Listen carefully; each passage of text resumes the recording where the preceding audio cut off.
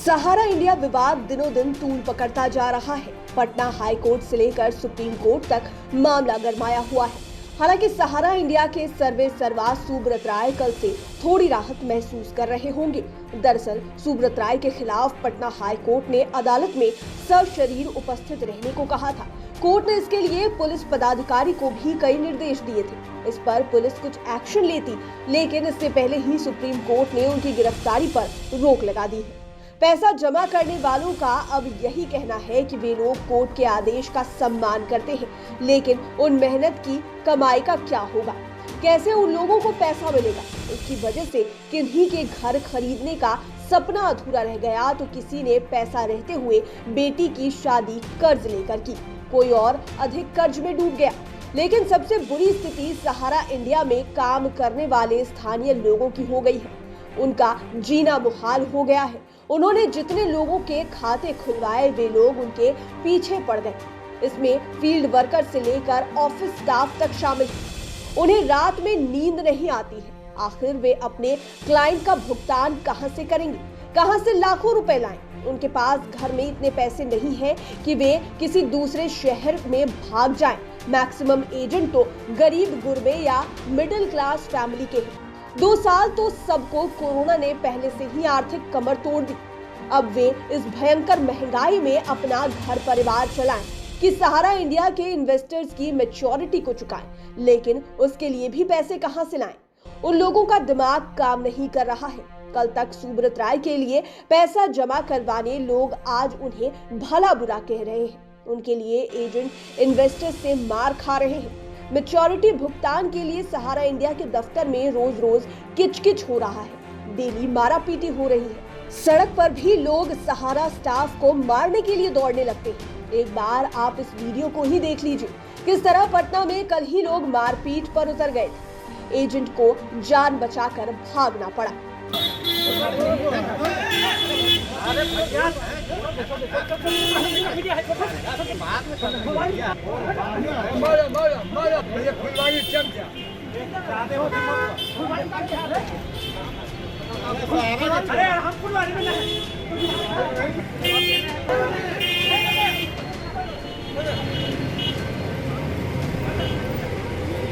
तो आपने देख लिया किस तरह लोग मारपीट पर उतर आए हैं।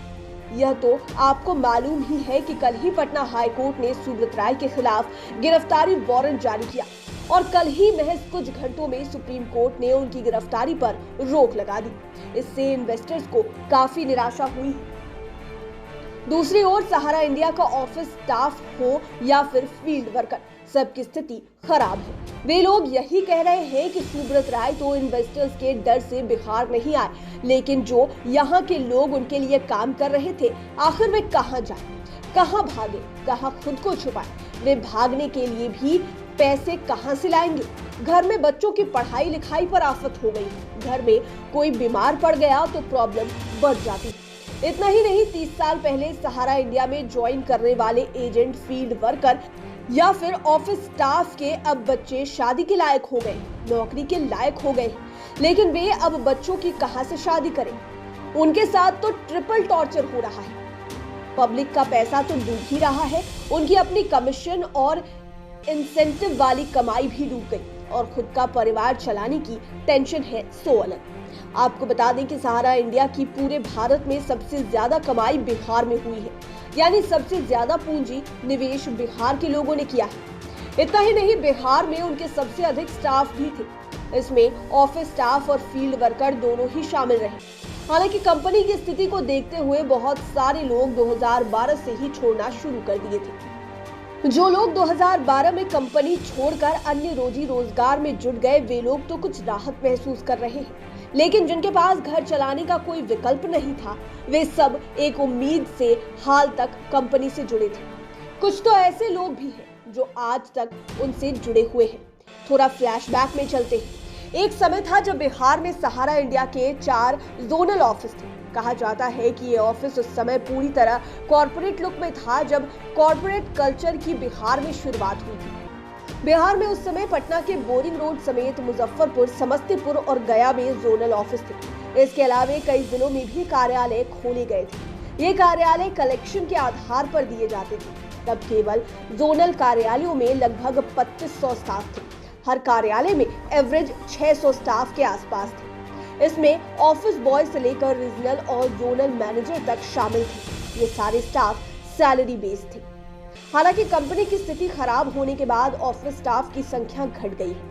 वहीं फील्ड वर्कर की संख्या 50,000 के आसपास थी। फील्ड वर्कर का काम था पूंजी इन्वेस्ट करना, जबकि ऑफिस स्टाफ का काम था फील्ड वर्करों को मदद करना और डॉक्यूमेंट्स को मेंटेन करना। लेकिन 2012 के बाद से स्थिति बिगड़ती चली गई। फील्ड वर्करों की कमाई मतलब उनका कमीशन और इंसेंटिव को री इन्वेस्टमेंट के नाम पर बंद कर दिया गया। ये राशि भी एक फील्ड वर्कर की लाखों में हो गई। अब थोड़ा सा कंपनी के बैकग्राउंड पर चलते हैं। कंपनी 1978 में 1 फरवरी को लॉन्च की गई थी। तब इसका नाम सहारा इंडिया नहीं था। कई पुराने स्टाफ बताते हैं कि महज 2000 रुपए की पूंजी में इसकी शुरुआत की गई। उस समय कंपनी के नाम पर एक टेबल, 3 कुर्सी और एक स्कूटर थी। ये सारे सामान आज भी धरोहर के रूप में लखनऊ में रखे हुए हैं और खास बात कि उस समय लखनऊ में नहीं बल्कि यूपी के गोरखपुर में इसकी शुरुआत हुई थी। तब चिट फंड स्कीम को लॉन्च किया गया था। लोगों को लकी ड्रॉ से लखपति बनने का सपना दिखाया गया था। हर माह इसका लकी ड्रॉ होता था। इस लकी ड्रॉ को गोल्डन की का नाम दिया गया था। इसके नाम पर लोगों को मेंबर बनाया जा रहा था। लखपति बनने का लोभ किसे नहीं होता है।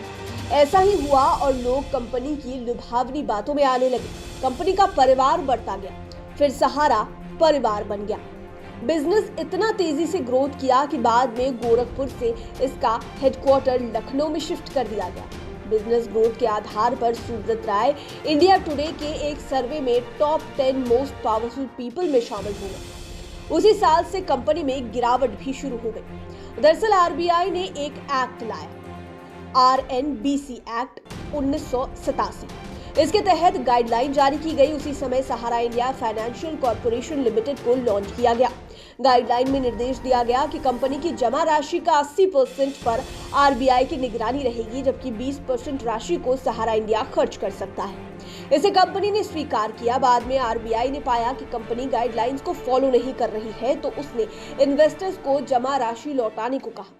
तब 2 नई कंपनियां बना ली गई, सहारा इंडिया रियल एस्टेट और सहारा इंडिया हाउसिंग लिमिटेड के नाम पर पैसा लिया जाने लगा। मामला सेबी के पास पहुंचा तो कंपनी सेबी से बिजनेस का लाइसेंस ले चुकी थी। इस लाइसेंस के आधार पर कंपनी ने 24,000 करोड़ का पूंजी निवेश करा लिया, जबकि लाइसेंस में इससे काफी कम राशि की मंजूरी दी गई है। इसके बाद सेबी ने सुब्रत राय की कंपनी पर अंकुश लगानी शुरू की। तब तक सुब्रत राय ने वित्त विभाग से स्वीकृति लेकर कई सेल कंपनियां बना ली। इसमें Sahara India credit society, Hamara India credit society, Saharayan credit society समेत कई अन्य कंपनियां शामिल हैं। तब सेबी ने कहा कि 24,000 करोड़ जमा कीजिए, पैसे हम लौटाएंगे। कहा जाता है कि फाइनेंशियल कंपनियों पर आरबीआई और सेबी की नजर टेढ़ी होने के बाद ये लोग क्यू शॉप के नाम से मार्केट में आ गए। हालांकि स्टोर भी नहीं चला और आज ऑफिस के लोगों की सैलरी बंद कर दी गई। सेबी के नाम पर इन्वेस्टर्स को टरकाया जाता रहा। इतना ही नहीं, बिहार के जोनल ऑफिस का कंट्रोलिंग पावर 2017 में रांची में दे दिया गया। लेकिन 2 साल के बाद यानी कि 2019 से सभी ऑफिस सीधे लखनऊ से कंट्रोल होने लगे। फिलहाल ऑफिस स्टाफ के लिए एक ऑनलाइन वैलेट बनाया गया है। कहा जाता है कि फील्ड वर्कर्स के माध्यम से जो पूंजी निवेश होती है उसकी 25% राशि इस वैलेट में रख ली जाती है। इसी राशि से कार्यालयों को मेंटेन किया जाता है, लेकिन अब तो वह भी पेंडिंग चल रही है। बहरहाल सुब्रत राय की गिरफ्तारी पर रोक लग गई है।